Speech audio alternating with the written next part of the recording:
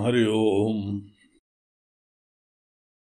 आइए आज गीता महायज्ञ के अंतर्गत हम लोग गीता के 15वें अध्याय का सार देखते हैं। इस पूरे महायज्ञ में हम लोग प्रत्येक अध्याय का, भगवत गीता के अध्याय का सार देख रहे हैं। 15वें अध्याय का नाम पुरुषोत्तम योग है और इसमें 20 श्लोक हैं। इसके अंदर केवल भगवान के वचन हैं। भगवान अपनी तरफ से हमको कोई ज्ञान दे रहे हैं। जो चीज अभी तक बताई गई है वो बहुत ही दिव्य, बड़ी कंप्लीट सी है, लेकिन एक और यहाँ भगवान हम लोगों को दृष्टिकोण से जीवन के रहस्य, हमारे रहस्य, इस अध्याय के अंदर समस्त चीजों का बड़ा ही संक्षेप में वर्णन आता है। हम लोगों के पूरे जीवन यात्रा, आध्यात्मिक यात्रा, देखिए, एक हमारा विकास बाहरी होता है, शारीरिक होता है, सामाजिक होता है, आर्थिक होता है। अनेकों धरातल पे हम लोगों के एवोल्यूशन होते हैं और एक हमारा विकास होता है आध्यात्मिक धरातल पे। आध्यात्मिक धरातल पे जो हमारा विकास होता है, ग्रोथ होती है, एवोल्यूशन होता है, उसकी यहां पर पूरी कहानी बता रहे हैं। और अपने जीवन के विकास के लिए, अपने जीवन के रहस्य जानने के लिए जीवन के हर पहलू के ऊपर विचार करना पड़ता है। यहाँ दुनिया क्या है, दुनिया कैसी है, कर्म क्या है, कर्म की गति क्या है।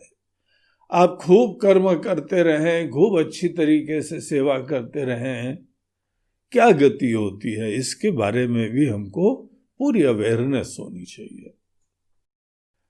तो नथिंग बाय सरप्राइज, बाद में जो है वो आश्चर्य नहीं होना है। सब चीजों के बारे में पहले हमको स्टडी होनी चाहिए। हमारे जीवन में कैसे एटीट्यूड्स और मूल्य होने चाहिए,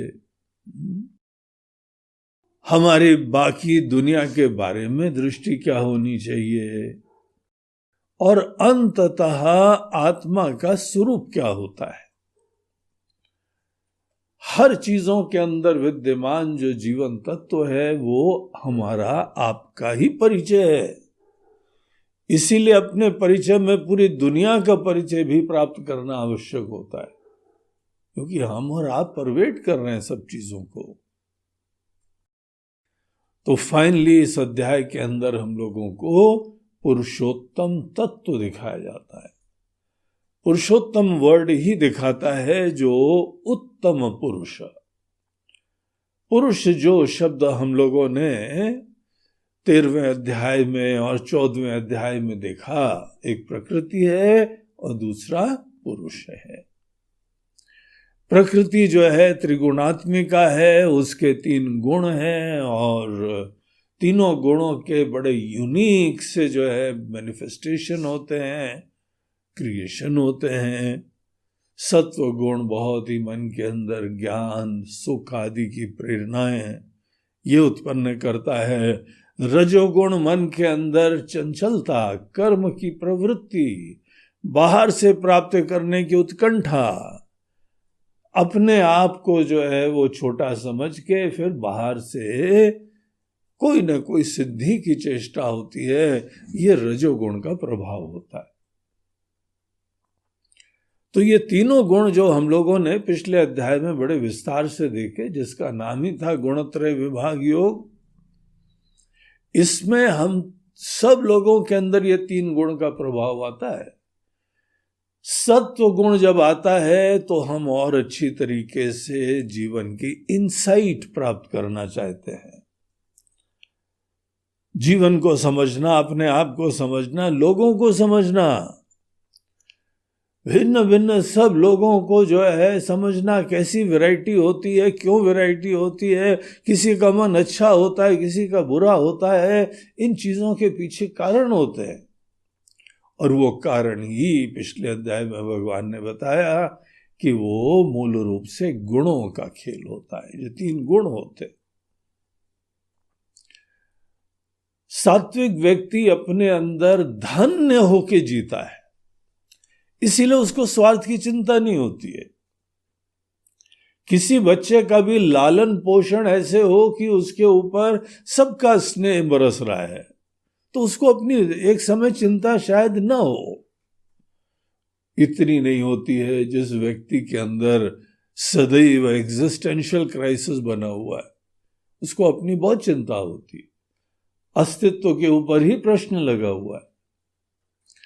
सात्विक व्यक्ति बड़ा धन्यता से जीता है। ऐसे जो है गीत गाता है, भजन गाता है कि राम रस बरसे, बरस रही है कृपा। देखो हम भी जो मनुष्य शरीर से युक्त हैं, खाते पीते हैं, कमाते हैं, सर के ऊपर छत है, गाड़ी है, रिश्ते हैं, नाते हैं, जो जो चीज हमको चाहिए सब हमको उपलब्ध है। और इसकी विशेष कृपा तब दिखाई पड़ती है जब ऐसे लोगों को देखो जो सब चीजों से वंचित है।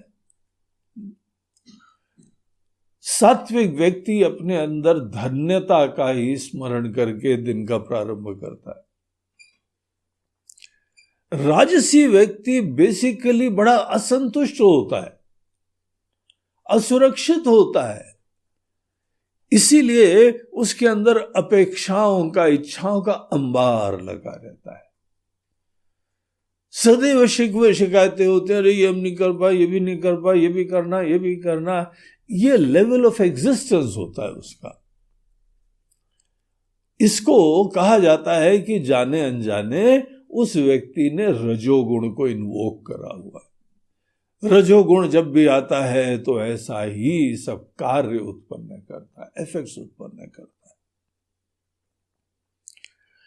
तीसरा गुण जो हम लोगों को पिछले अध्याय में बताया था वो तमोगुण था। वो आलस, ढीलापना, निरुत्साहिता, निद्रा, आलस्य, ये सब चीजें लाके डल कर देता है। बुद्धि भी मोटी हो जाती, सजगता कम होती है, अलर्टनेस कम होती है, लाइफ ड्रैग करती है, हर चीजें बतानी पड़ती हैं, अपनी तरह से प्रेरणा ही नहीं होती, समझ में नहीं आता है। जैसे अनेकों लेबर क्लास होते हैं, समस्त लेबर नहीं होते हैं, कई लेबर एकदम आगे बढ़ जाते हैं, लेकिन जनरली इनको सब गाइडेंस की जरूरत पड़ती है और ज्यादा सूक्ष्म चीजें समझ में नहीं आती। तो ऐसे यह 3 स्टेट ऑफ माइंड्स इंसानों के होते हैं और इन चीजों में चेंज होता रहता है। ये सब हम लोग मैनेज कर सकते हैं अगर हम अपने अंदर जो है वो कोई उत्साह नहीं रखें, उमंग नहीं रखें तो डलनेस आती है। अपने स्वार्थ की पूर्ति की प्रधानता रखो तो रजोगुण आ जाता है, धन्यता की प्रधानता रखो तो सत्वगुण आ जाता है। सत्व गुण सबसे हेल्दी होता है, इंटेलिजेंट होता है, बड़े दूर तक इंसान को ले जाता है। पिछले अध्याय में भगवान ने बताया ही कि जो आदमी सत्व गुण से युक्त होता है वो ही बुद्धिमान होता है, स्वस्थ भी होता है। हेल्थ उसकी जो है शारीरिक और मानसिक सब जगह एक बड़ी प्लेजेंटनेस होती है। और राजसी व्यक्ति सदैव चंचल, बेचैन और अनेकों तनाव से युक्त रहता है। तो ये सब चीजों की कहानी हमको पिछले अध्याय में बताई। अब यहाँ पे भगवान बोलते हैं कि तुमने एक प्रकृति और इनके ही प्रकाशक की तरीके से विद्यमान कॉन्शियसनेस के बारे में जाना।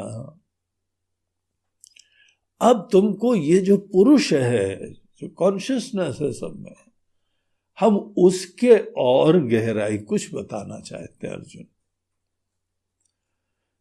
पुरुष जो है 3 प्रकार के हम लोगों को यहां बताए जाते हैं, क्षर पुरुष, अक्षर पुरुष और पुरुषोत्तम। पहले तो प्रकृति को सात्विक करके पुरुष की तरफ ध्यान मोड़ा जाता है, और उसके बाद जो हमारे अंदर कॉन्शियसनेस है, जो सब चीजों को रिवील कर रही है, वही पुरुष है। 13 चैप्टर में उसको ही क्षेत्रज्ञ बताया, उसको ईश्वरीय तत्व बताया। अब इसी पुरुष के बारे में और इंसाइट देने के लिए ये 15 चैप्टर है। 15 चैप्टर हमको इसी के लेवल्स दिखाता है, क्षर पुरुष, अक्षर पुरुष और पुरुषोत्तम। देखिए क्या रिसर्चें हुई हैं, हर चीज में हमको तो लगा कि पुरुष और प्रकृति जान गए, बहुत बड़ा तीर मार लिया। बोलते नहीं बेटा, अभी तो शुरुआत है, देखो आगे आगे होता है क्या है? ये पुरुष शब्द के अंतर्गत की गहराइयां। और जो व्यक्ति अपने अंदर जो उत्तम पुरुष है, उत्तम पुरुष ही पुरुषोत्तम है। पुरुषोत्तम जिस समय तत्व को जानता है, तभी अपनी सच्चाई में जगे हो, तभी अपना परिचय प्राप्त हुआ है। जब तक अपने आप को तुम यह खुद जान रहे हो, आज भी कुछ ना कुछ जान रहे हैं ना, जो आज हम जान रहे हैं वो भी हम अपने बारे में ही परिचय रखे हुए हैं, लेकिन उसको भगवान नाम देते हैं, वो तो क्षर पुरुष है। जो अपने आप को जान रहे हो वो नश्वर है, वो क्षणिक है, थोड़ी दिन की कहानी है। इसी दुनिया रूपी नाटक मंच में अगर बाकी अनेकों कोरोना से बचे रहे, एक्सीडेंट से बचे रहे, दुर्घटनाओं से बचे रहे, कैसी कैसी दुर्घटनाएं हो सकती। दुर्घटना आई, हम इतिहास के पन्ने में गए, हम खुद किसी न किसी स्मृति का विषय बन गए। फिर जिस घर में तो रहते हो ना, वहां एक फोटो टांगी जाएगी और उसके ऊपर माला टांगा जाएगा, वंस अपॉन अ टाइम ये बड़ा एक अच्छा सा प्यारा सा व्यक्ति था, कितनी अच्छी जो है वह भावना थी, कितना सेवा करता था, लेकिन अभी क्या हुआ, गया। जो जाता है, जो आता है, वो ही तो क्षर पुरुष है। कहाँ गया, अव्यक्त में गया। मैनिफेस्ट था, अब अनमैनिफेस्ट हो गया। ये सब जीवन की सच्चाई है। अब हमको इन चीजों के लिए टाइम ही नहीं मिलता, ऐसे मोहित हैं बाकी चीजों के चक्कर में कि अपने ही जीवन के फैक्ट्स हम ये सब एक्सप्लोर नहीं करते हैं। वही तो मोह होता है जो हमको अपने बारे में तक विचार न करने दे। अज्ञान में पड़े हुए ये सोचते हैं कि सब जानते हैं। तो ये सब अपने बारे में देखो, अपने आप को जीवन भर क्षर पुरुष मान के एक सामान्य व्यक्ति जीता है।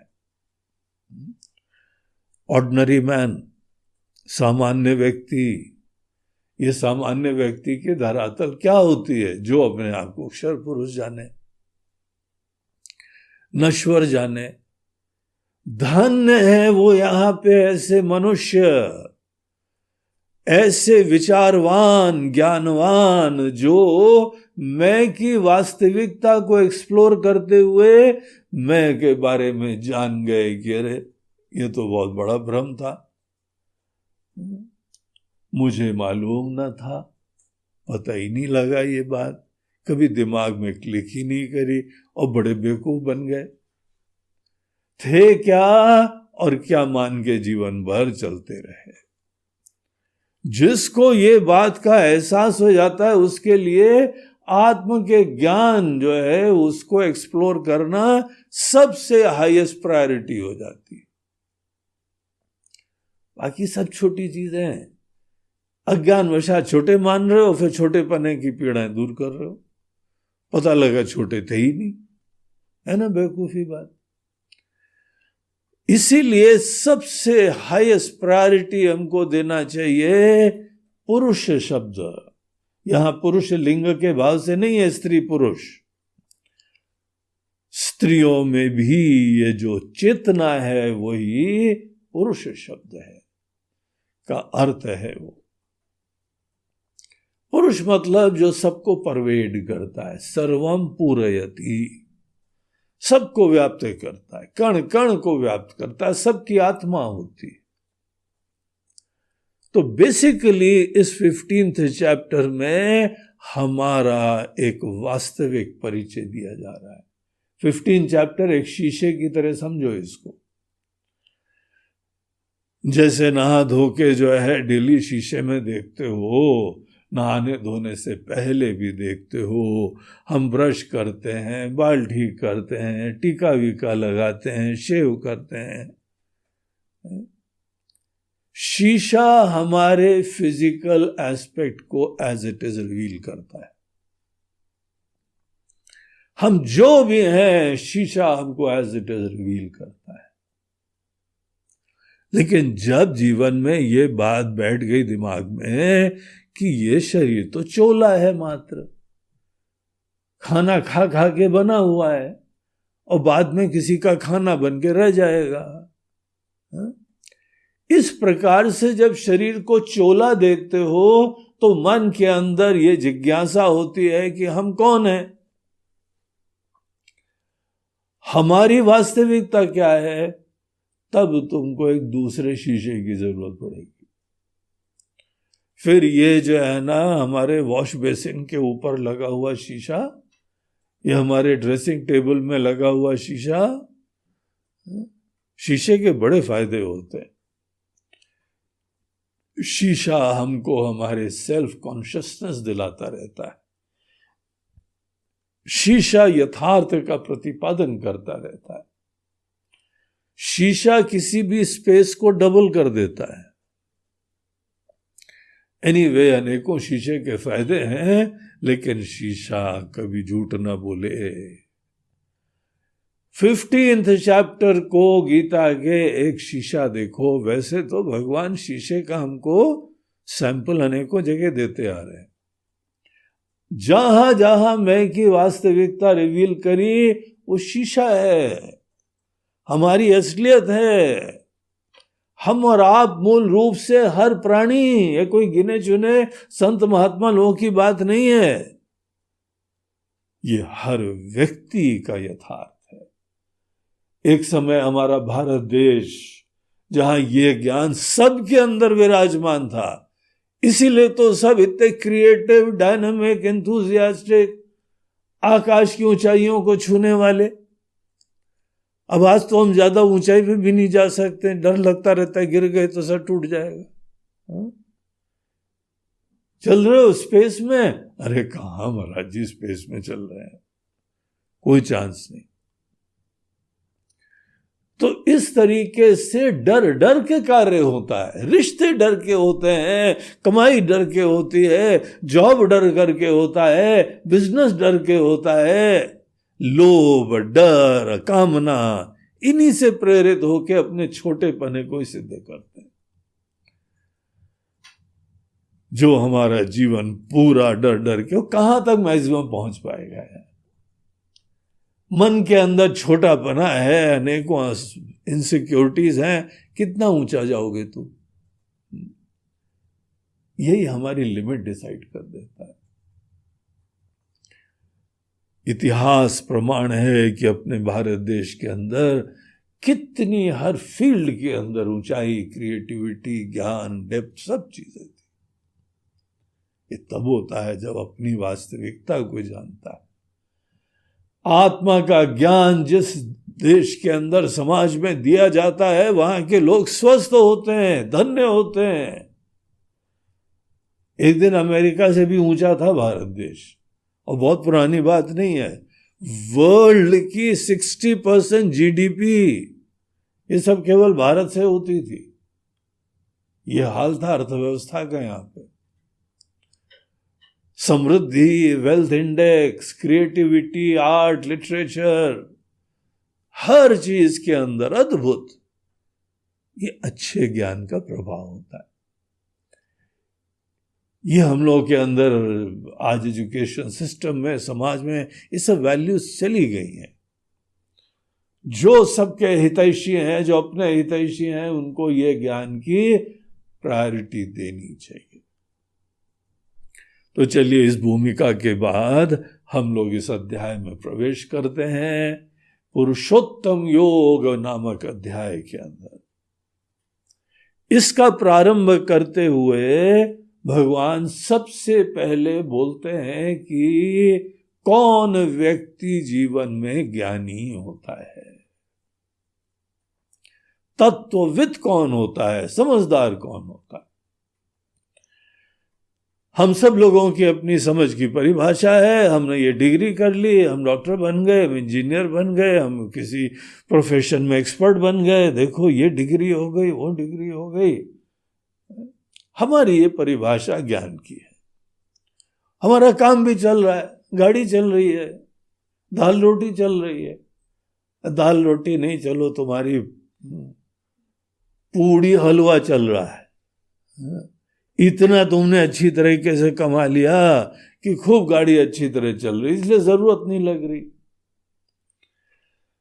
लेकिन ऐसे ज्ञान को न भगवान, न हमारे अनेकों बड़े बुजुर्ग लोग असली ज्ञान नहीं बोलते।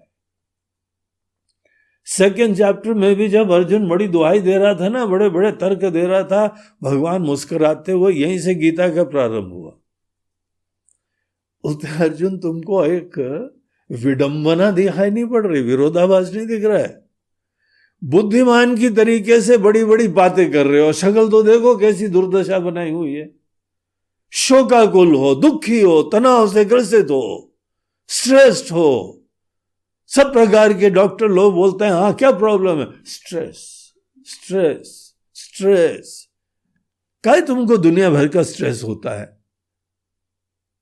चलो जो भी कारण हो, कम से कम इतना तो स्वीकार करो कि पता नहीं काहे के लिए होता है।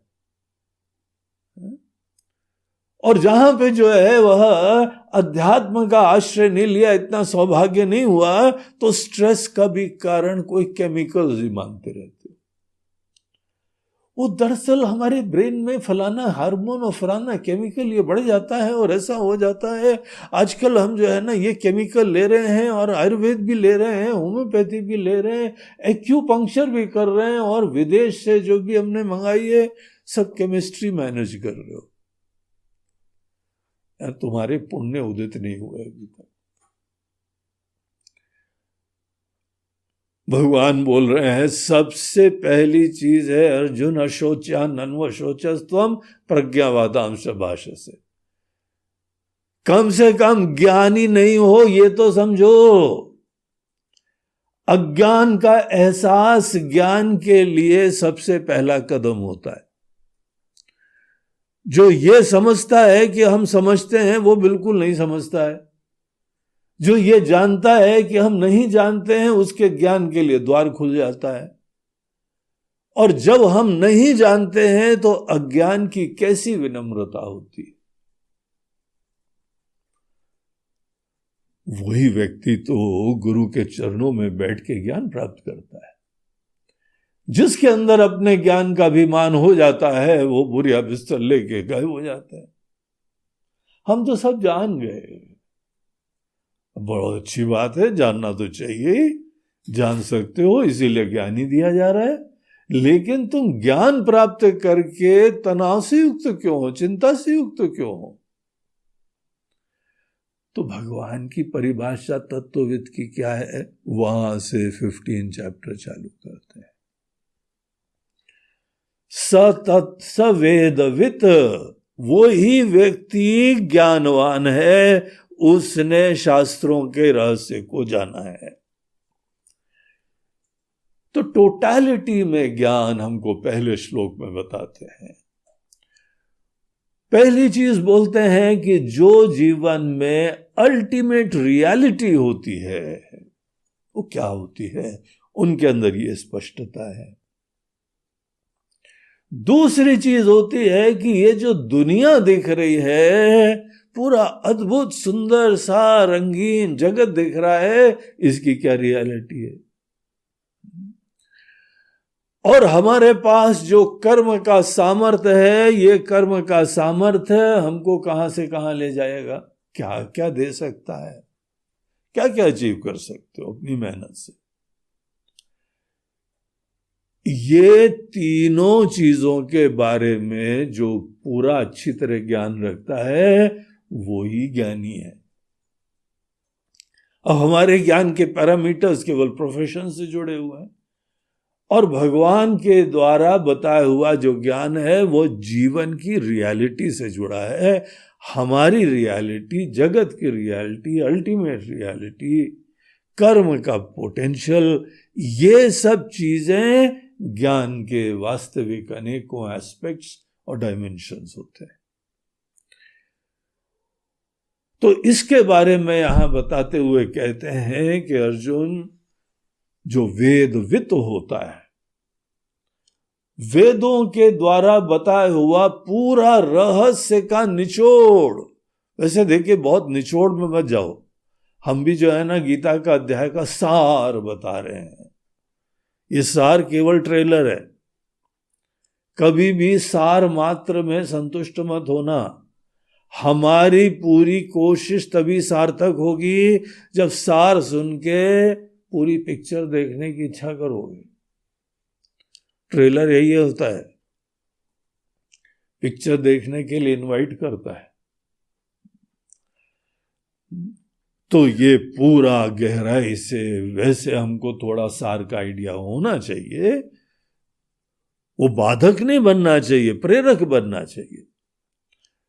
तो यहां पे पूरे वेदों का ज्ञानी कौन होता है, उसके बारे में भगवान बताते हुए कहते हैं, पहली चीज तो अर्जुन, वो व्यक्ति जानता है ऊर्ध्वमूलम अधशाखम अश्वत्थम प्राहुरव्ययम। ये पूरी दुनिया को एक पेड़ की तरीके के एग्जाम्पल से समझाते हैं। बोलते हैं ये पूरी दुनिया एक वृक्ष है, जैसे वृक्ष में अनेकों पत्ते होते हैं, फूल होते हैं, पत्ते होते हैं, आकर्षण होते हैं, रस होता है, औषधियां होती हैं, काम की चीजें होती हैं। ये सब इसी दुनिया रूपी वृक्ष के अंतर्गत ही भिन्न भिन्न पदार्थ प्राप्त होते हैं। ये जो एग्जाम्पल है ना दुनिया को पूरे वृक्ष से कंपेयर करने वाला, ये कठोपनिषद से लिया गया है। गीता के अंदर कठोपनिषद के बहुत सारी चीजें हैं जो एज इट इज ली गई है, एग्जाम्पल तक लिया गया, अनेकों मंत्र एज इट इज लिए गए, अनेकों श्लोक यहाँ के हैं कठोपनिषद से मानो उठा के लिए गए। और हमारे गुरुदेव जी कहते थे कि देखो ये यहाँ पे वेद व्यास जी ने गीता में ये सब चीजें लिखी हैं, क्योंकि उपनिषद तो अपने ही बाप का माल है, हमारे अपने ही है। ये वो उपनिषद वेद हमारे ही हैं, इसीलिए कोई यहां कॉपीराइट प्रॉब्लम नहीं है। कम से कम हमारा नाम तो लिख देना चाहिए। बोलता है क्या, हमारे अपना माल है भाई, आप भी हमारे, आपका ज्ञान हमारा, आपका प्यार हमारा। तो ये कठोपनिषद में यमराज और नचिकेता के संवाद में आता है। वहां पूरी दुनिया को एक पेड़ की तरह बताते हुए कहते हैं कि देखो सब विविधता, गीत, अनेकों कलरव, पक्षियों का जो है सब चल रहा है इसी पेड़ के अंदर। अब कोई लोग केवल गीत देख के मजा ले रहे, कोई अनेकों फल फूल देख के मजा ले रहे, कोई अनेकों पक्षी देख के मजा ले रहे, कोई अनेकों पत्ते देख के मजा ले रहे। कोई पत्ते देखते हैं, पत्तों की गहराई में जाके उसका रहस्य जानते हैं, कोई उसकी और गहराई में जाते हैं, किसी न किसी एस्पेक्ट की ब्यूटी को देखने के लिए अनेकों लोग डेडिकेटेड रहते हैं। तो ये यहाँ पे जो पूरा वृक्ष है, इसको बोलते हैं कि ये टिका रहता है, अव्यय है।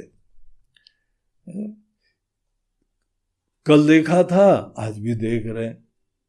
सो जाएंगे, बेहोश हो जाएंगे, फिर आंख खोलेंगे, फिर दिखाई पड़ता है। यद्यपि चेंज होता रहता है लेकिन टिका रहता है। इसको बोलते हैं प्रवाह नित्यत्वम। ये दुनिया यद्यपि चेंज हो रही है, बहुत ही फ्लक्स में है, लेकिन तो भी बनी रहती है। यद्यपि ये बनी रहती है और इसके चेंजिंग नेचर के वजह से इसको अश्वत्थ कहा जाता है। जो चीज कल तक एज इट इज न रहे, वो चीज को आप अश्वत्थ नाम दीजिए। श्व बोलते हैं कल, अश्वत्थ बोलते हैं जो कल तक भी नहीं, स्थ बोलते हैं टिक पाना। जो कल तक भी नहीं टिक पाए वो अश्वत्थ है। इसीलिए तो लोग फोटो खींचते हैं।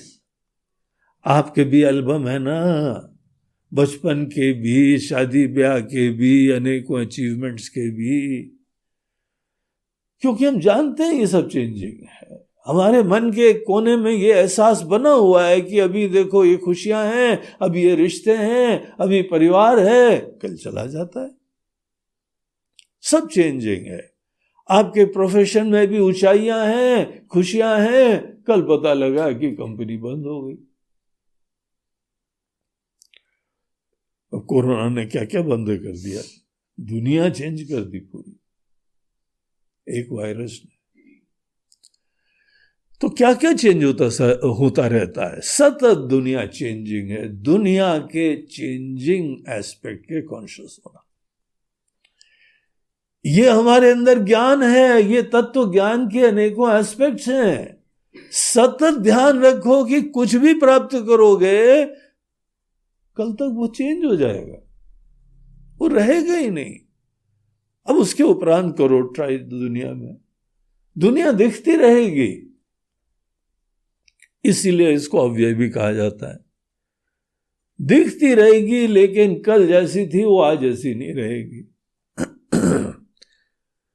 बाहर दुनिया भी बदलेंगे, रिश्ते भी बदलेंगे, लोग भी बदलेंगे, तुम्हारी शक्ल बदलेगी, तुम्हारे बाल बदलेंगे, तुम्हारे विचार बदलेंगे, तुम्हारे भावना बदलेगी। क्या चीज नहीं बदलती। ये दुनिया में जो भी दृष्ट चीजें हैं सतत बदलती रहती हैं। इस चीज का ज्ञान हो जाना ये एक बहुत महत्वपूर्ण तत्व के ज्ञान का डायमेंशन है। तत्व के ज्ञान में सच्चाई का कॉन्शियस होना पड़ता है। ये सत्य है। कन्वीनियंट हो या इनकन्वीनियंट हो, अभी तक पता हो नहीं पता हो, दैट इज इमैटीरियल, लेकिन फैक्ट है ना ये। तो अगर ये सब चेंजिंग है तो इसकी सच्चाई क्या है? तो बोलते हैं कि ये एक ऐसा उल्टा पुल्टा वृक्ष है जो दृष्ट दुनिया में जो दिख रहा है आंखों से, वो चेंजिंग दुनिया है, वो सच नहीं है, टिकेगी नहीं अगले क्षण। तो इसकी सच्चाई क्या है? इसमें उत्कृष्ट चीज क्या है? कहां है? ये चीजें हम लोगों के मंदिर में सिंबॉलिकली अनेकों जगह पहले बनाई जाती थी, मंदिर के आर्किटेक्चर में बनाई जाती थी। आप जानते हैं एक त्रिवेंद्रम में पद्मनाभ मंदिर है जिसकी नींव में अक्षय खजाना विराजमान है। पता है क्यों उसके नींव में अक्षय खजाना रखते थे? ये दिखाने के लिए कि जब भी तुमको खजाना जानना हो तो किसी चीज की गहराई में जाके अदृष्ट धरातल तक भी एक्सप्लोर करो। जो व्यक्त दुनिया है उसको ये जानते हुए कि ये चेंजिंग है, इससे बहुत मोहित मत हो। नेक्स्ट लेवल पे जाओ। कहां से आई है? कौन सस्टेन कर रहा है? गहराई में क्या है? तो जो इसका मूल है, पूरी दुनिया में जो दिख रहा है वो तो हमको पता ही लग रहा है कि नश्वर है, खत्म हो जाएगा, अनित्य है, लेकिन सच्चाई अवश्य होती है कहीं ना कहीं कुछ। इसका जो मूल है वही ऊर्ध्व है। देखिए श्लोक का प्रारंभ कहां से होता है? ऊर्ध्व मूलम अवाक शाखा। तो मूल जिस पेड़ का जड़ में ही खजाना है वही उत्कृष्ट है, और जो यहां पे शाखाएं हैं ये रिलेटिवली सापेक्ष रूप से ये छोटी है, निकृष्ट है, अवाक। ये ज्यादा ऊंची बातें नहीं है, बड़ी खास चीजें नहीं है। इसीलिए जीवन की सिद्धि उसकी गहराई में जगने से होती है, न कि बाहर की चीजों की प्राप्ति में होती है। आध्यात्मिक संस्कृति और भौतिक संस्कृति का भेद यही होता है। भौतिक संस्कृति वाले इतने सतही होते हैं, दुनिया को देख के ही मोहित होते हैं, दुनिया की चीजों की प्राप्ति, भोग, धन, संपत्ति, इन चीजों का विस्तार ही वो जीवन की सफलता की कसौटी मानते हैं। यहां पर आध्यात्मिक संस्कृति के देश में गहराई में जीवन के रहस्य में जगने को जीवन में सफलता की कसौटी मानते हैं। यहां पे तुमने कितना प्राप्त करा वो महत्वपूर्ण नहीं है, बाहर की चीजें कितना छोड़ सकते हो ये तुम्हारे बड़प्पन का सूचक है, तुम्हारी पूर्णता का सूचक है। तो जो व्यक्ति दुनिया को इस नजरों से देखता है, अपने भी मैनिफेस्टेशन को देखता है, मैनिफेस्टेशन जो व्यक्त धरातल है वो सापेक्ष रूप से तो नश्वर है, छोटा है, और जो गहराई में है वही सत्य है, परम कल्याणकारी है, उत्कृष्ट है। और जो यहाँ पे इसके पेड़ हैं ये हमारे कर्मों से उत्पन्न अनेकों फल हैं, उसका ही प्रोडक्ट है। जितने भी यहाँ पे अनेकों छंदांसी यस्य पर्णानि, ये वेदों के अनेकों छंद की तरह से हैं जो अनेकों हमको कर्म में प्रेरित करते हैं, डायनेमिक जीवन जीने के लिए प्रेरणा देते हैं। वही यहाँ के पत्ते समझो। इस प्रकार से दुनिया को देखने वाला व्यक्ति ही तत्वविद है, वही वेदविद है। यह तम वेद स वेदविद। ये चीज यहां पे ओपनिंग स्टेटमेंट देखिए कैसा सिक्सर मारा, और आगे इसका विस्तार करके बताते हैं, बोलते हैं कि ये जो शाखाएं हैं ना इस पेड़ की, ऊपर नीचे दोनों तरफ जा रही है। कोई शाखा देखो कितनी ऊंची चली गई, अनेकों यहां पेड़ देखिए कितनी ऊंचे चले जाते हैं। अपने जंगलों में देखिए अनेकों वृक्ष आसमान की ऊंचाइयों तक छू रहे हैं। एक अमेरिका में रोजवुड ट्री है, सबसे ऊंचा ट्री, इतना बड़ा स्टेम होता है कि उसके अंदर से जगह करके गाड़ियां जो है उसको निकल सकती, इतना विशाल पेड़ होता है। तो यहां पे इस पेड़ के, दुनिया रूपी पेड़ की भी कुछ शाखाएं बहुत ऊंची जा रही है और कुछ नीची जा रही है। अधश्च ऊर्ध्वम प्रसता तस्य शाखा, इसकी शाखाएं ऊपर नीचे जा रही हैं, और ये सब गुण प्रवृद्धा, एक गुणों से ही प्रेरित होती है। कौन से गुण तुम्हारे अंदर प्रधान होते हैं, कौन सी चीजें तुमको इंस्पिरेशन देती हैं, कंसिस्टेंसी देती हैं, इसी प्रकार से किसी भी एक फील्ड में हम एक्सेलेंस उत्पन्न करते हैं।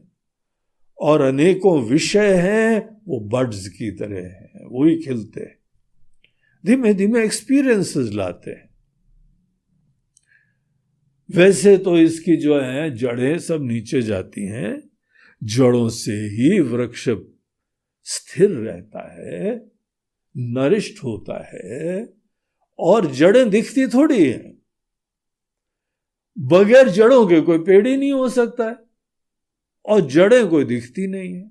तो अदृष्ट चीज ही सस्टेन कर रही है, अदृष्ट चीज ही हमको जो है विस्तार दिला रही है, ऊर्जा दिला रही है। ये जीवन का फैक्ट है।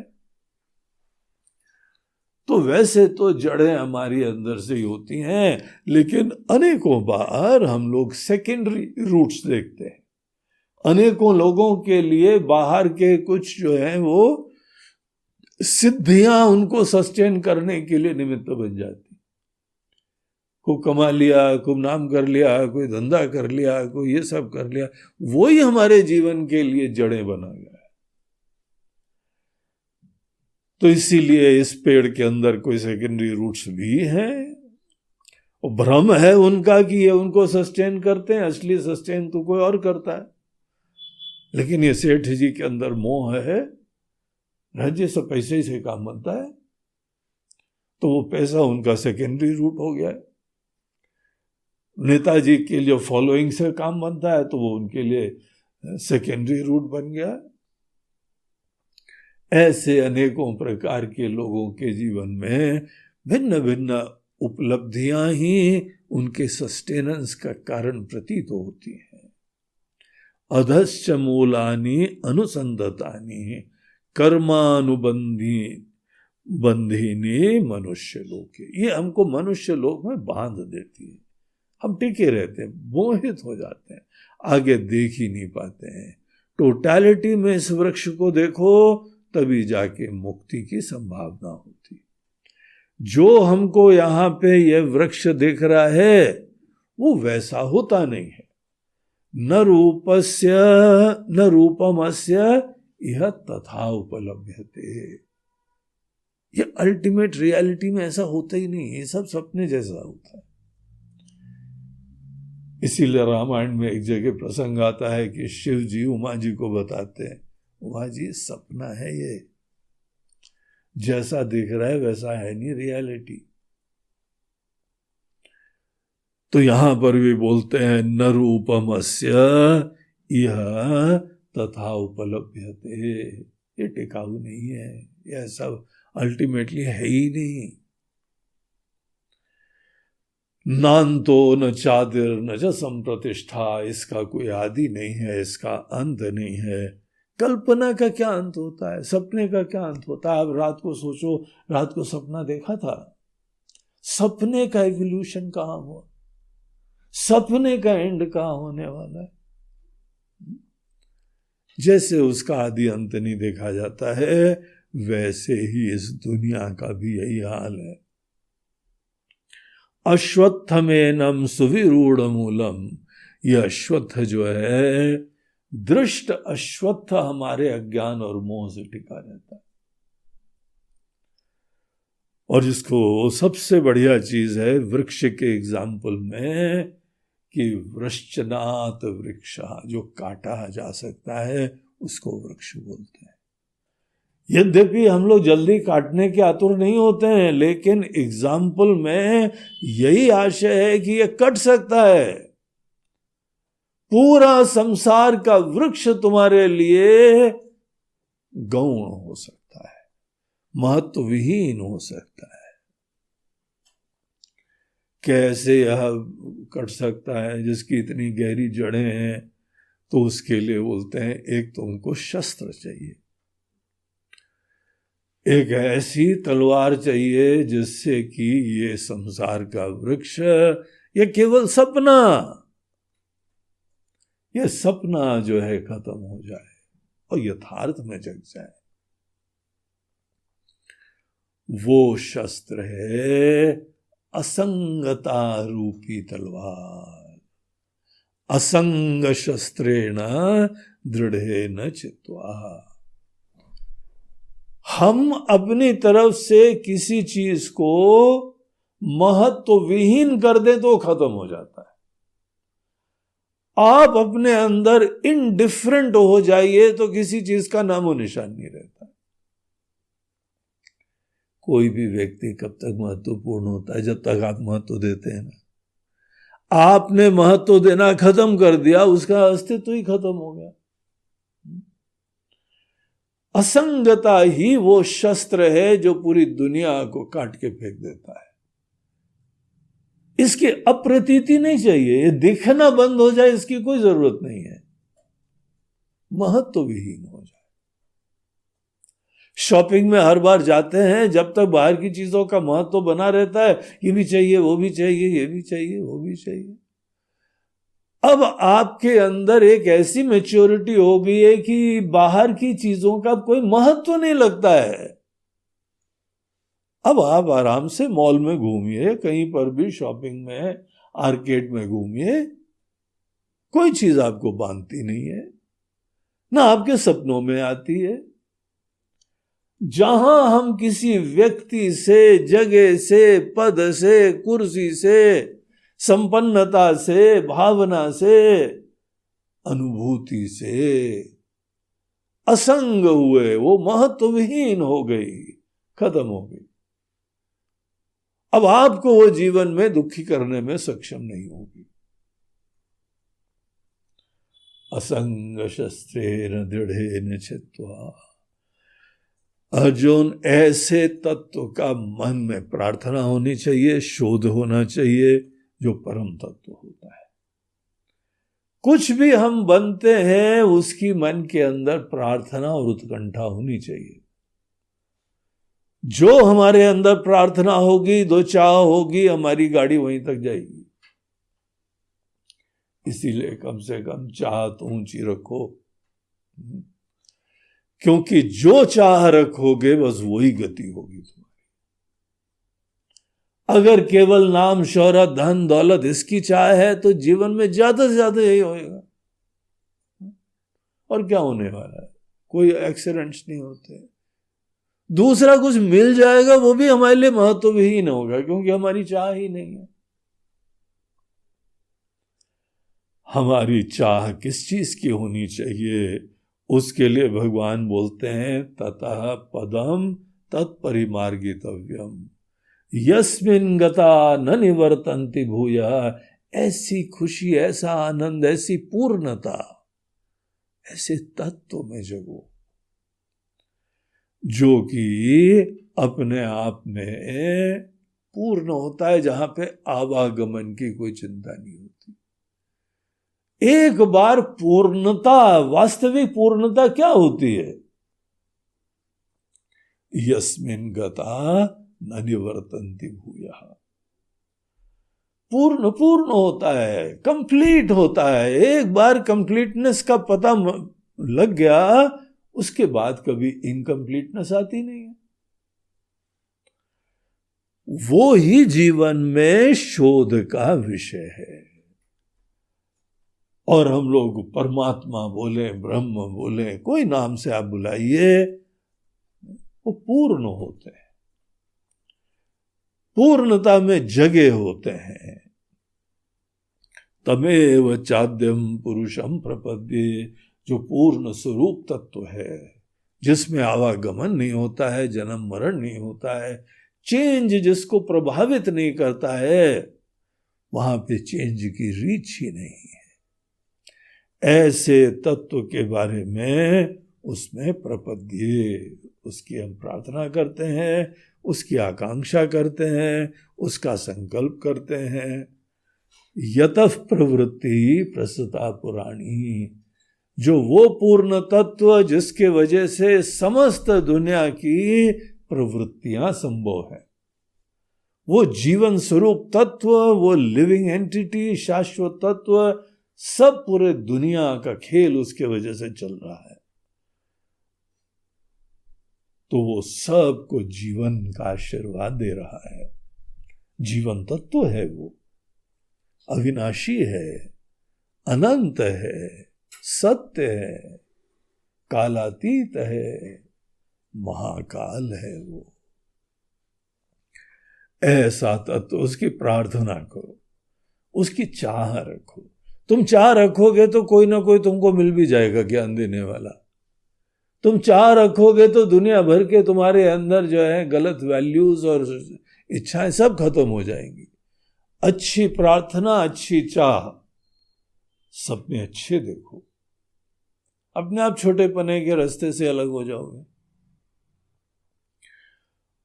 और एक बार आदमी अपने अंदर चाह रखता है तो उसके अंदर कुछ बहुत अच्छे वैल्यूज, मूल्य, दैवी गुण उत्पन्न हो जाते हैं अच्छी चाह से,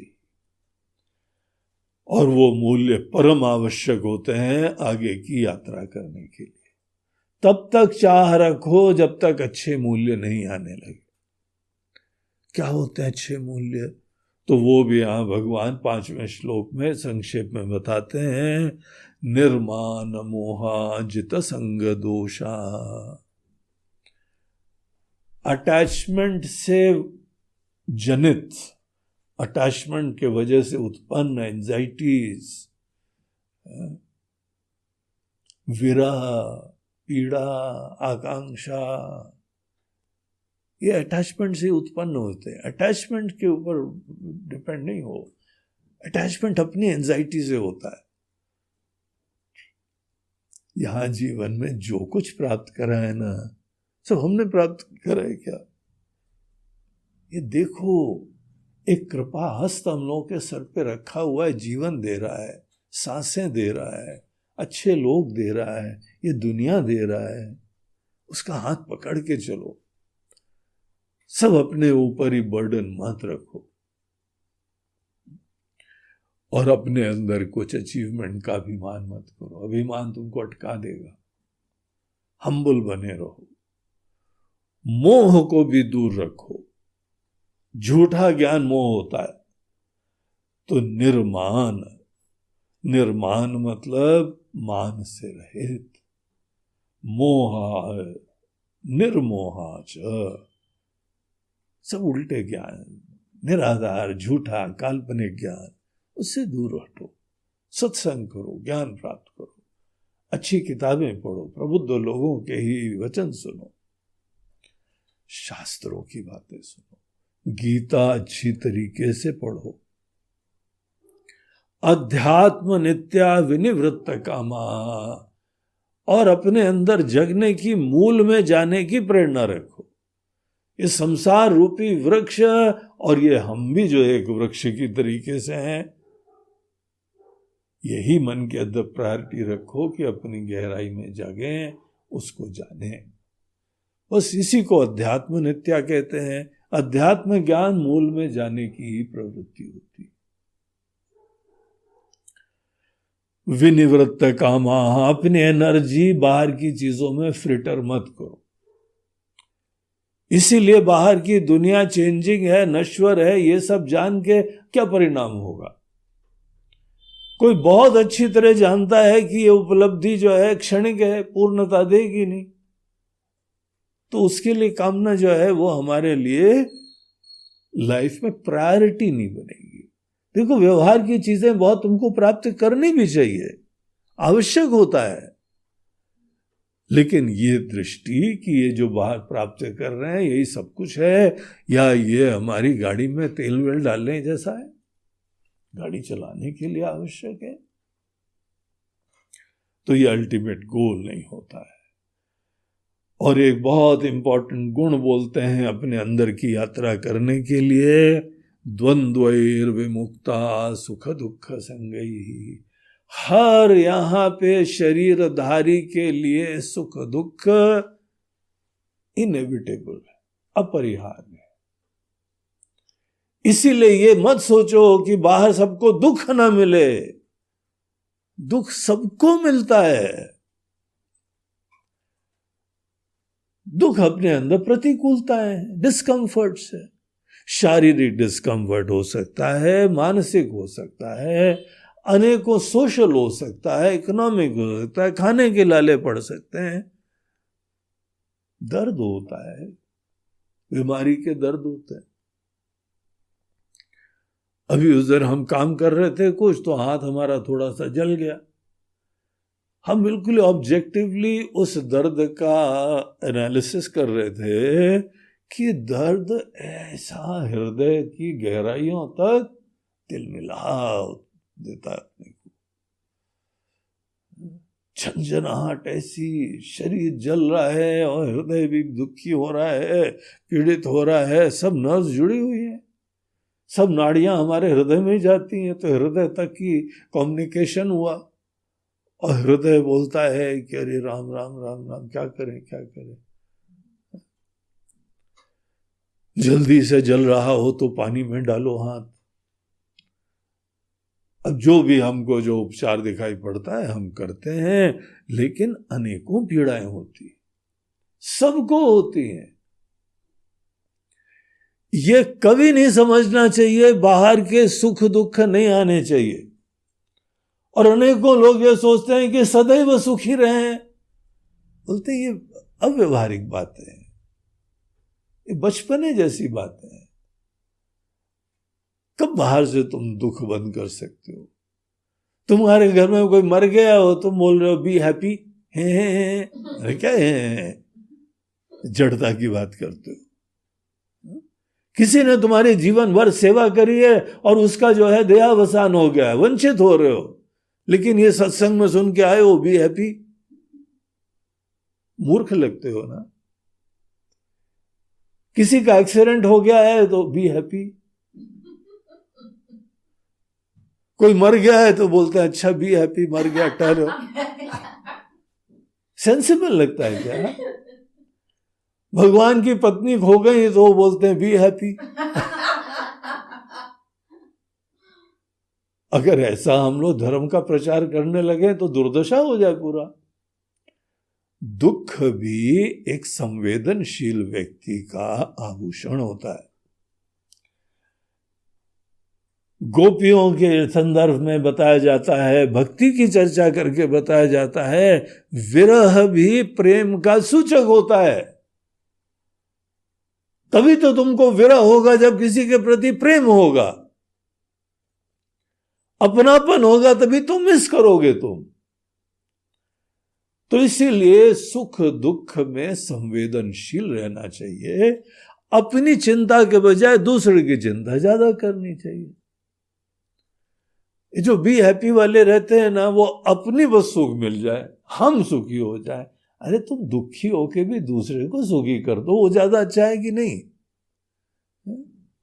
तुम्हारा दुख अगर बाहर सुख देने में, सेवा करने के लिए एक एनर्जी देता है, ऊर्जा देता है, तो वो बड़ा आशीर्वाद है।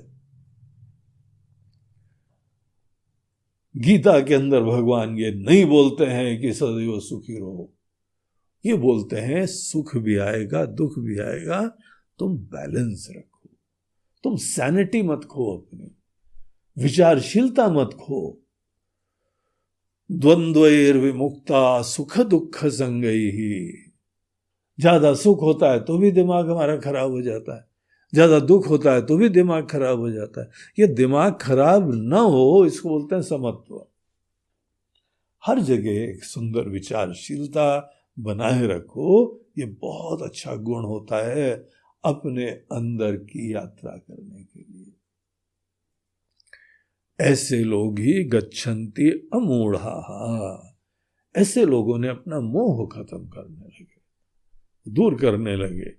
गच्छन्ति अमूढ़ाः पदम अव्ययम तत्। वो अव्यय पद की प्राप्ति कर लेते हैं। तो ये शुरुआत के 5 श्लोकों में भूमिका बनाई। फिर उसके उपरांत अपना परिचय और देते हुए कहते हैं कि वो तत्व होता क्या है प्रभु। बोलते हैं कि वहां एक चिन्मयी सत्ता होती है, कॉन्शियसनेस होती है। और कॉन्शियसनेस को पॉइंट करना अपने आप में एक बहुत ही सूक्ष्म तरीका होता है। हम लोग इतनी सुपरफिशियल चीजों पे ध्यान मोड़े रहते हैं कि कॉन्शियसनेस पे ध्यान मोड़ा जाए, इसी में गुरु की विशिष्टताएं हुआ करती। देखो भगवान कृष्ण यहाँ पे कौन सी शैली का आश्रय लेते हैं। बोलते हैं कि वो ही हमारा परम धाम है, वही परम अवस्था है जहां पे अर्जुन न तद्भासयते सूर्य। सूर्य के प्रकाश का वहां एंट्री नहीं है, जरूरत भी नहीं। न शशांक, चंद्रमा का भी प्रकाश नहीं होता है, न अग्नि के प्रकाश की, न बिजली के लाइट की। किसी लाइट की, बाहर के दुनिया के किसी लाइट की जरूरत नहीं पड़ती। और एक और लक्षण बताते हैं, उसमें प्रवेश करके जग के दोबारा आदमी छोटे पने को प्राप्त नहीं होता है। उसको हमारा परम धाम कहते हैं। ये कैसा है ये लक्षण? बोलते हैं हाँ, तुम बहुत सारी पहेलियां बुझाते रहे हो ना, ये भी एक पहेली बुझाओ, ये काम की पहेली। ऐसी कौन सी जगह है जहां सूर्य का, चंद्रमा का, अग्नि का प्रकाश नहीं जाता है और जहां जाने के बाद कभी वापस नहीं आते हैं? भगवान बोलते हैं वो हमारा एड्रेस, तद्धाम परमम मम।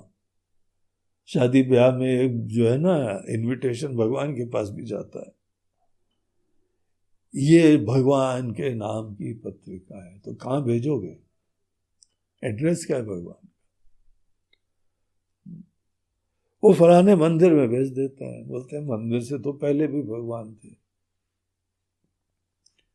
भगवान का एड्रेस वो इस श्लोक में देते हैं, 6ठे श्लोक में, कि जहां पे सूरज, चंद्रमा आदि का प्रकाश नहीं जाता है, क्योंकि कॉन्शियसनेस के वजह से सूरज का ज्ञान होता है। सूरज उगाया है कि नहीं उगाया है, इसके कौन सी लाइट से हम जानते हैं? हमारी अवेयरनेस, हमारी कॉन्शियसनेस। तो उस कॉन्शियसनेस की बात हो रही। हम कॉन्शियस हैं। रात का घोर अंधेरा हो, न चंद्रमा है न बिजली है, तो भी हमारी कॉन्शियसनेस रिवील होती रहती है।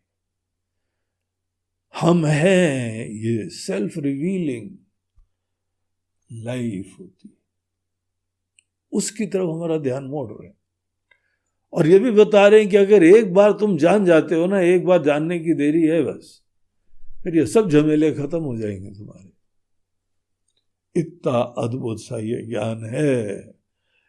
और ये जो जीव मैनिफेस्ट है, मैनिफेस्टेड इंडिविजुअल, जितने जीव हैं, तुम हो, तुम्हारे प्रिय लोग हैं, तुम्हारी संतान है, बच्चे लोग हैं, पशु पक्षी हैं, फल फूल हैं, पेड़ पौधे हैं, सब देखो मैनिफेस्टेड है। अनेकों मैनिफेस्टेशंस। भगवान एक बहुत अच्छा नाम देते हैं, बोलते सब हमारे ही अंश हैं। ये हमारा परिवार है। हमारे दृष्टिकोण से ऐसे माता पिता अपने बच्चों को देख के खुश होते हैं ना, सब हमारे अंश हैं। ये सभी हमारे जिगर के टुकड़े, तुम्हारे जिगर के टुकड़े हैं कि तुम्हारे जो ही भाव है, तुम्हारे विचार हैं, तुम्हारे शरीर के द्वारा बने हुए हैं। भगवान पूरी दुनिया में समस्त जीवों को, समस्त जीवों, हिंदुस्तानी, पाकिस्तानी, चीनी इंक्लूडेड, अमेरिकी हो, अफ्रीकी हो और ये हो, सब जितने जीव हैं, सब भगवान बोलते हैं ममई वांशो जीवलोके जीवभूत सनातना। सब लोग बेसिकली उसी परम तत्व से आए हैं। सब बेसिकली चेतन हैं, सब बेसिकली कॉन्शियस हैं। ये कॉन्शियसनेस, हम ही जो परम कॉन्शियसनेस हैं, उसी के मैनिफेस्टेशंस हैं। इसीलिए तुमको अपने जीव भाव को बहुत ही आशीर्वाद देखना चाहिए। इंडिविजुअलिटी जो है हर व्यक्ति की बड़ी पोटेंट होती है, ईश्वर का अंश है। और क्योंकि जीव ईश्वर का अंश होता है, यही हमारी साधना का एक रूप बन जाता है। कहीं पर भी रहो, अपने आप को भगवान की संतान देखो, अंश देखो, ये आइडेंटिटी रखो, ये अस्मिता रखो अपनी। हम भगवान की संतान हैं। आज तक कैसी अपब्रिंगिंग हुई हो, समाज में कैसा देखते हो, लेकिन तुम्हारी ये आइडेंटिटी होनी चाहिए। सर उठा के जियो। हम भगवान की ही क्रिएशन है, उन्हीं की अभिव्यक्ति है, उन्हीं के अंश है।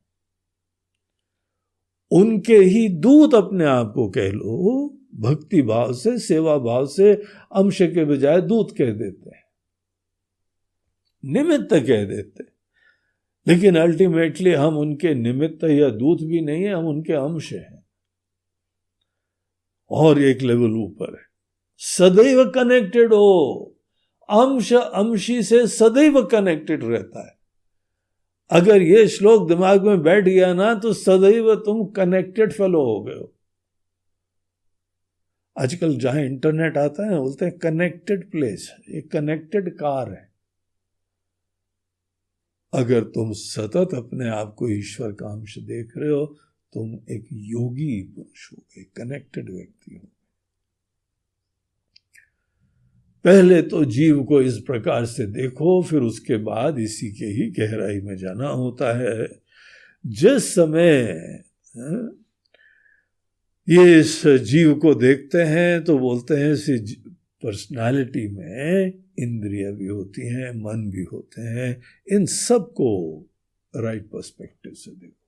ये फैकल्टीज है हमारी, अनेकों विंडोज हैं जो बाहर की अनुभूति प्राप्त करने के लिए, और जीव अंदर बैठ के उसकी अनुभूति प्राप्त करता है। मनश्ष्ठानि इंद्रियाणि प्रकृति स्थानि कर्षति। मन अपनी इंद्रियों के साथ बैठ के अनेकों बाहर की दुनिया, प्रकृति से बनी हुई दुनिया से आकर्षित होता है, प्रेरित होता है, प्रभावित होता है। शरीर जब आदमी को प्राप्त होता है तो यहाँ पे अनेकों ज्ञान और अनुभूतियां प्राप्त करता है हर व्यक्ति।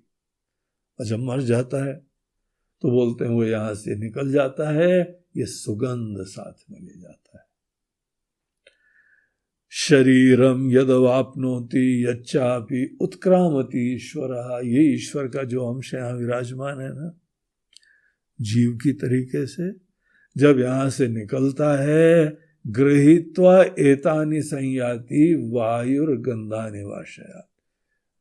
जैसे एक फूलों के पास से हवा के झोंका आता है ना, तो हवा सब गंध को लेके निकल जाती है। उसी प्रकार से प्रत्येक जीव अपने अनेकों जीवन की अनुभूतियों से गुजरता हुआ यहाँ के गंध, वही संस्कार वासनाएं होती। जैसे फूलों को लेके एक बार हाथ में आपने अंजलि में रखा चढ़ाने के लिए, बाद में फूलों की गंध हाथ में आ जाती। वैसे ही जीव अपने हर अनुभव से इस प्रकार से प्रभावित होता जाता है और वो नेक्स्ट जीवन उसी संस्कार से प्रेरित होते हुए फिर चालू करता है। तो ये जो भी यहाँ पे इंद्रियां हैं, जो भी मन है, इन सब से बाहर की दुनिया हम देखते हैं, अनुभव करते हैं। भले तुम यहाँ पे कुछ देख रहे हो, कुछ भोग कर रहे हो, कोई गुणों से युक्त तो हो, विमूढ़ा नानुपश्यन्ति पश्यन्ति ज्ञान चक्षुषा। अज्ञानी आदमी बाहर की चीजों को मोहित होता हुआ देखता है, उसके अंदर अवेयरनेस नहीं रहती। ज्ञानवान जगा रहता है कि हम कौन हैं, हम क्या हैं। इसी के वजह से उसके मन के अंदर अनेकों प्रकार के मोह और चिंताएं नहीं होती है। यतन्तो योगिनश्चैनं पश्यन्ति आत्मनि अवस्थितम्। जिसके अंदर अच्छे गुण होते हैं वो जीवन में कोई भी कार्य करे, ये अवेयरनेस अपने ही बारे में कि हम दिव्य सत्ता हैं और हमको अपने गहराई में जाके और खजाने प्राप्त करने हैं, ये सब चीजों के अवेयरनेस बनाए रखता है। लेकिन जो यतन्तः अपि अकृतात्मानः, जो अकृतात्मा होता है, अकृतात्मा बोलते हैं जिसके आसुरी मूल्य होते हैं, नेगेटिव वैल्यूज, दुष्कर्म, स्वार्थी, पापी, कपटी, ऐसे जो लोग होते हैं वो अकृतात्मा कहे जाते हैं। यतन्तः अपि, वो लोग मेहनत भी करते रहे हैं, मेडिटेशन कर रहे हैं, योग कर रहे हैं, लेकिन अंदर ये सब कचरा है। भगवान बोलते हैं न एनम पश्यन्ति अचेतसः। ऐसे मन से नहीं ज्ञान प्राप्त होता है अर्जुन। इसीलिए मन को सुंदर बनाना पड़ता है, मन को मंदिर बनाना पड़ता है, तभी वहां पे हृदय में ज्ञान होता है। इसीलिए प्रवचनों भी कहते हैं ये मत सोचो कि कोई ज्ञान प्राप्त कर लिया, सुन लिया तो ज्ञान प्राप्त हो गया। बोलते हैं ऐसे नहीं प्रवचन होता है, ये कॉलेजों का दिन ऐसे होता है। कैसे भी मन से आके वह बैठ धम्म से बैठ गए और महाराज जी बताओ सुन लेते। नहीं, मन को पवित्र बनाओ, शांत बनाओ, सुंदर बनाओ, भावपूर्ण बनाओ, एकाग्र बनाओ, समाहित करो, तब सुनो, तब ज्ञान अंदर जाता है। जो अकृतात्मा होता है, विक्षेप है, चिंताएं हैं, बर्डन है, विकार हैं, कुछ भी सुन लोगे कोई फर्क नहीं पड़ेगा, तो वैसी का वैसा जीवन चलेगा। तो इस तरीके से सुंदर मन से युक्त होके ही ज्ञान होता है।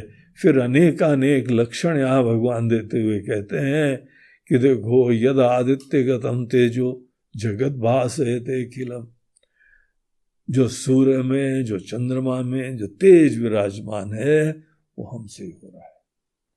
तो ये एक उपासना के तरीके, कैसे रेवल करते हैं, कैसे परमात्मा में दुनिया को देखते हुए हर जगह उनका चिंतन कैसे करा जाता है।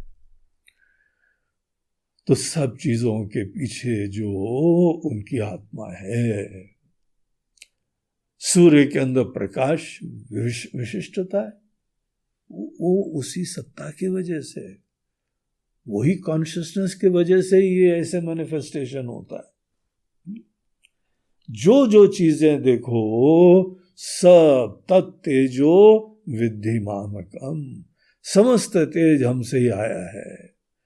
पृथ्वी को देखो, हम यहाँ पे सब चीजों को धारण कर रहे हैं। पृथ्वी सब धारण करती है ना, पेड़ पौधे, लोग अनेकों, नदी नाले पहाड़, जीवन, ये पृथ्वी माता ही सबको धारण करती है। गामा विश्व च भूतानि धारयामि अहम ओजसा, अपने ओजस के द्वारा।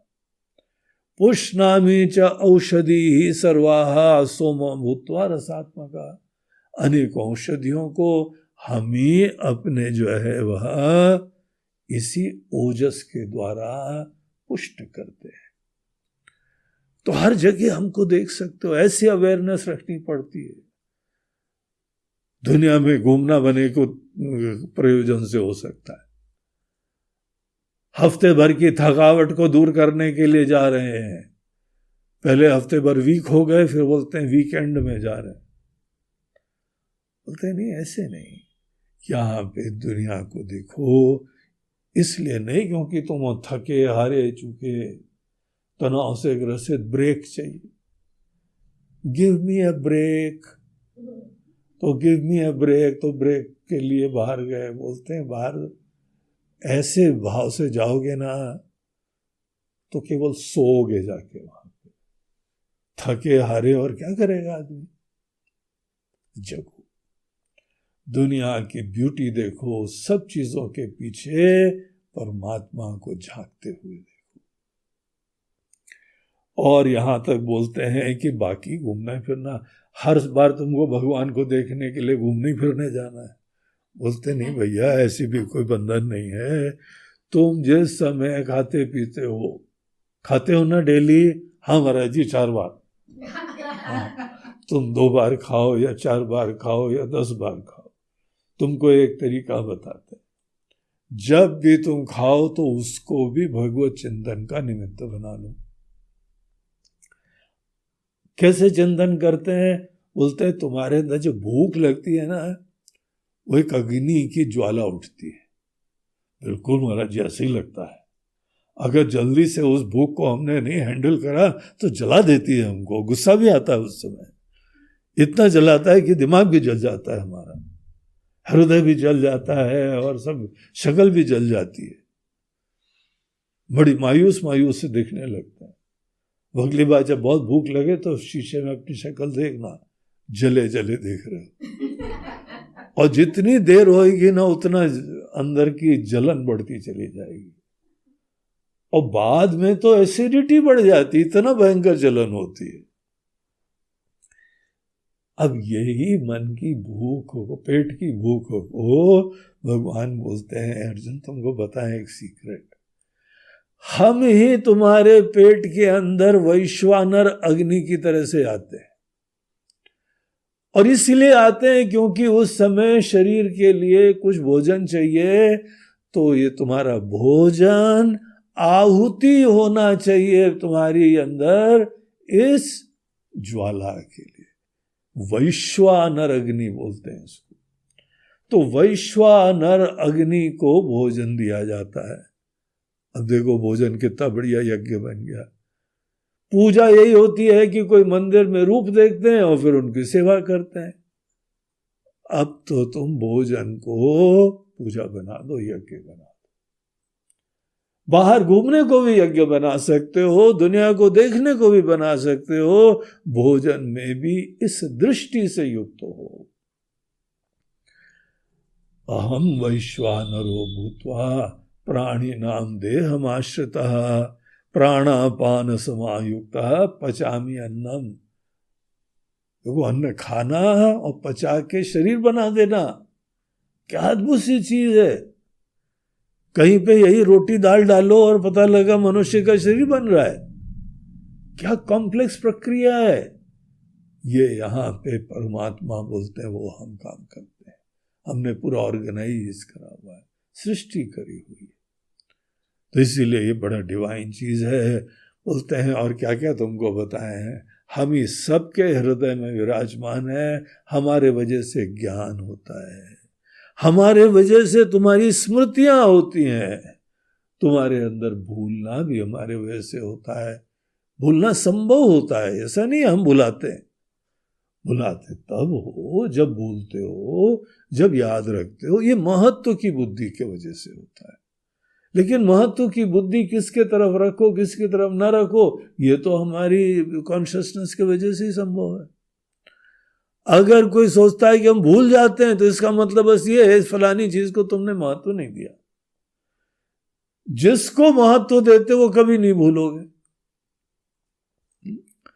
पैसा लेना है वो नहीं भूलेंगे, देना है भूल जाते हैं, पता नहीं बार बार कितनों को देना है, अब कितना याद रखें। अच्छा कोई बात नहीं, लेना है वो याद, अरे वो तो सब याद है। देखो इससे क्या प्रमाणित होता है, जो हमारे लिए महत्व की चीज है उसमें कभी विस्मृति नहीं होती। अब हम महत्व की बुद्धि रखें न रखें यह हमारा डिस्क्रिशन है, हमारी स्वतंत्रता है, हमारा विवेक है। लेकिन ये पॉसिबल किसके वजह से हो रहा है?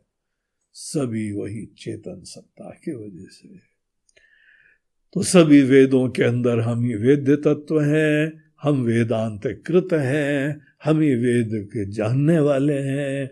इस तरीके से उस चेतन को मैं की तरह बताते हैं। फाइनली अंतिम खंड में भगवान पुरुषोत्तम तत्व के ऊपर चर्चा करते हुए कहते हैं कि पूरी दुनिया में मोटे तौर से दो पुरुष हैं, एक क्षर है, एक अक्षर। एक चीजें चेंजिंग है, जो आती है जाती है, लहर आती है जाती है, और दूसरी जो है एक बीजात्मक अवस्था है।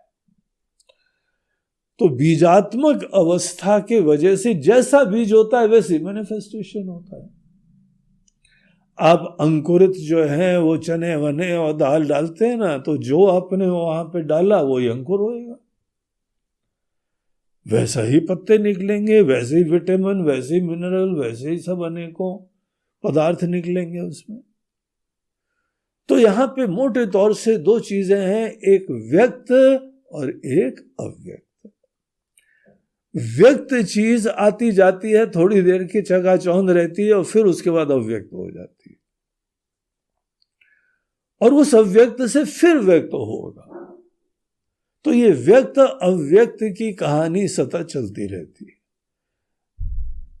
जो व्यक्त है वो क्षर है, वो नश्वर है, चेंजिंग है, और अव्यक्त है वो रिलेटिवली परमानेंट है, वो स्थायी है। लेकिन भगवान बोलते हैं कि अक्षर अक्षर अपने आप में भी अल्टीमेट नहीं है। कार्य और एक कारण है। जो भी क्षर है वो इफेक्ट है, कार्य है। और जो अव्यक्त है वो अक्षर है, वो कारण रूपा है। किसी चीज को कार्य कहो, किसी चीज को कारण कहो, ये अपने आप में किसी निमित्त के वजह से होता है। जब कोई जो है किसी का कारण है, कब कहा जाता है कारण है? जब हम कोई नाम रूप मैनिफेस्ट कर देते, क्रिएट कर देते। इफेक्ट क्रिएटेड है, कोई नाम रूप, कोई चोला धारण कर लिया है, और कारण सब नाम रूप का चोला जब शांत हो गया है, तो कार्य कारण किस दृष्टि से हुआ? नाम रूप मैनिफेस्ट हुए कि नाम रूप मैनिफेस्ट नहीं हुए। जो भी मैनिफेस्टेशंस है वो हो गए, तब जाके कार्य बन गए। जो मैनिफेस्टेशन अभी पोटेंशियल रूप से विराजमान है, उस समय कारण हो गए। अब जो ये नाम रूप है अपने आप में इम्पर्मानेंट चीजें हैं, वो रियलिटी नहीं है। आप वो जो तत्व है जिसके अंदर नाम रूप उत्पन्न करने का पोटेंशियल है, उसका कंटेंट क्या है? आप कलाकार हो, कोई भी गीत गा सकते हो। गीत के माध्यम से आपका परिचय केवल होना चाहिए क्या? आप बहुत अच्छे जो कुक हो, कोई चीज बना सकते हो। क्या कुक होना ही आपका वास्तविक परिचय?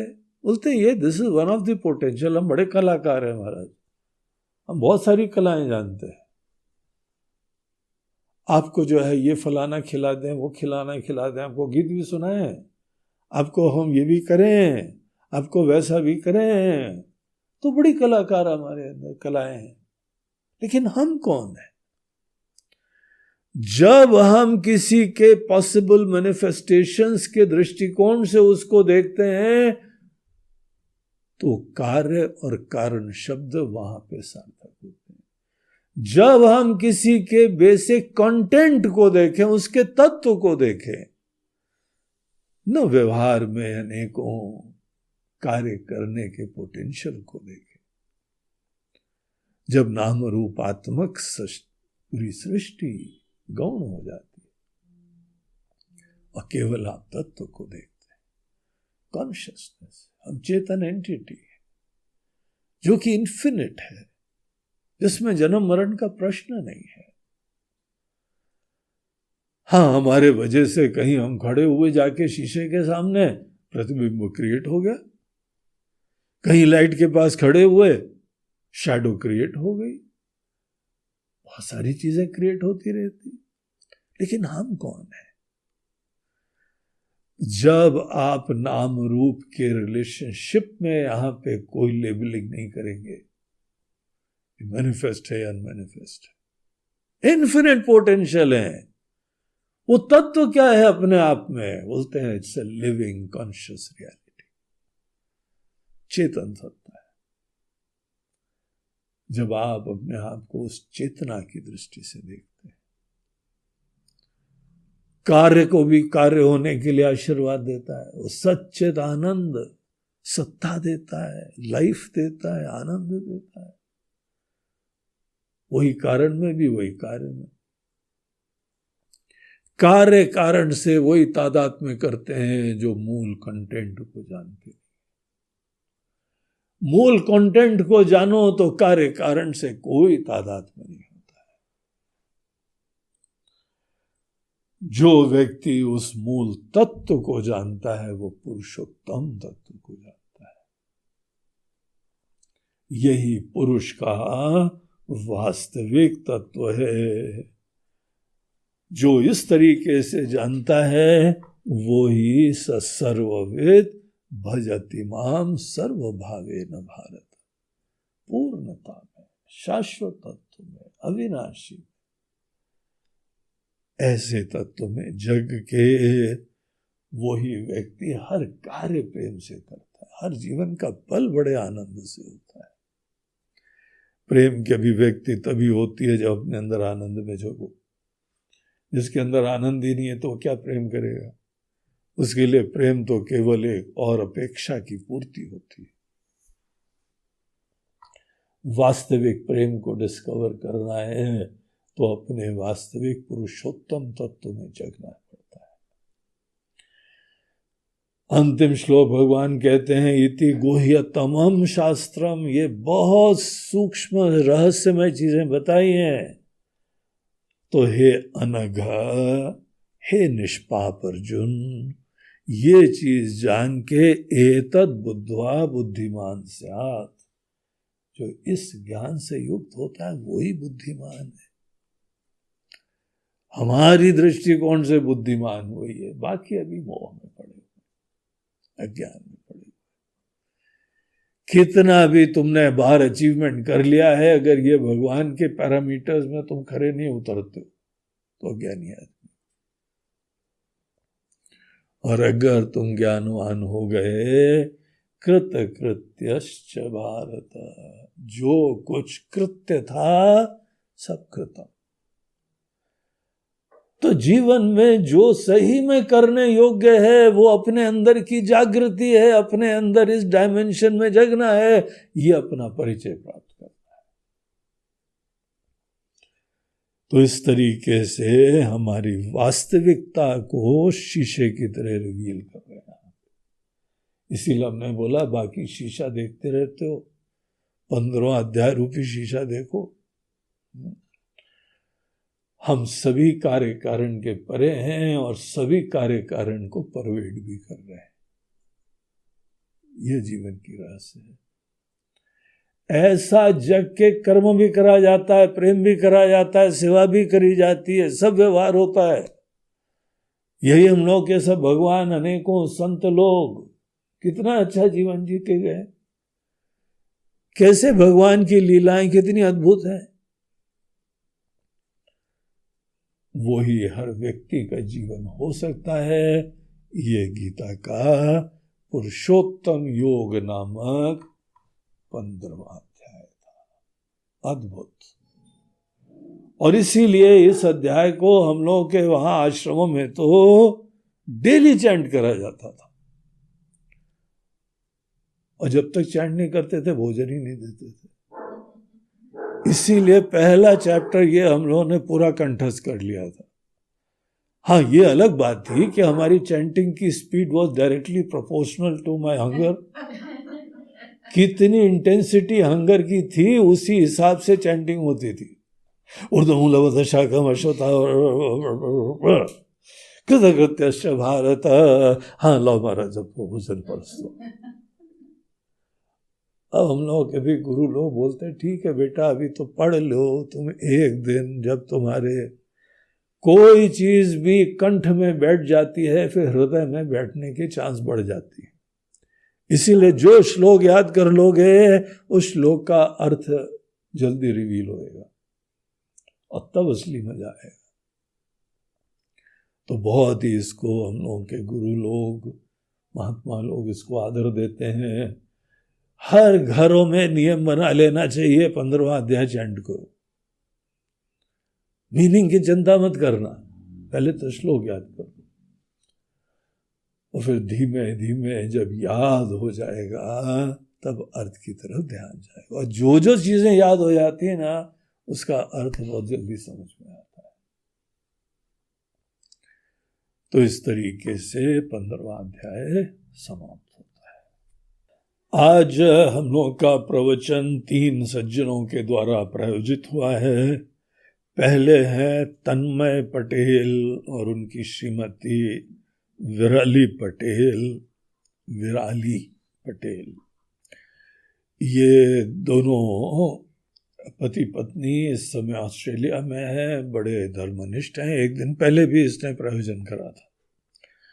मूल रूप से ये अहमदाबाद के निवासी हैं और उनके माता पिता ही शुरुआत में जो है वो सत्संग में इनको धीमे धीमे लाए।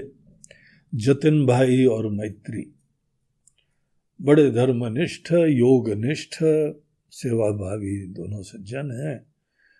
तो तन्मय उनका संतान है, वो भी जो है गीता प्रेमी बहुत है। उनको पहला अध्याय चैंट कराना 12वां अध्याय उसने सीखा था, और फिर बाद में 15वें अध्याय का भी फैन हो गया था, वो भी सीख लिया था। तो क्योंकि उनको 15वां अध्याय 12वां अध्याय बहुत अच्छा लगता है, इसीलिए वो दिन उसने विशेष स्पॉन्सर करा है। तो ये उनकी श्रद्धा भक्ति दिखाता है। बहुत बहुत आशीर्वाद। आप इस श्लोक के प्रति निष्ठा रखते हैं, गीता के ज्ञान के प्रति रखते हैं, आपको भगवान अपना सब इसका अर्थ रिवील करें। दूसरे हैं वो कमल भाई और ज्योत्सना बेन गौड़। ये अहमदाबाद के निवासी हैं ये लोग भी, और कमल भाई बहुत बढ़िया बढ़िया चीज़ें, हम सोशल मीडिया में तो इतनी बढ़िया बढ़िया खजाने भेजते रहते हैं। तो बहुत ही जो है वह सुंदर भाव के लोग हैं। आपको भी दोनों को बहुत बहुत आशीर्वाद। तीसरे हैं मोनीश रोरा और उनकी पत्नी हर्षिता रोरा। तो ये बॉम्बे में वहाँ पे इनका बिजनेस है, और इनके विवाह में भी हमको आशीर्वाद के लिए जाने का मौका पड़ा। तो दोनों बहुत ही सुंदर स्वभाव वाले हैं, सेवा भावी हैं, अपने प्रोफेशन में बड़ा निष्ठ है, बड़ी प्रसन्नता है, सही में पूजा बना देता है कर्म को। आप दोनों को बहुत बहुत शुभकामनाएं।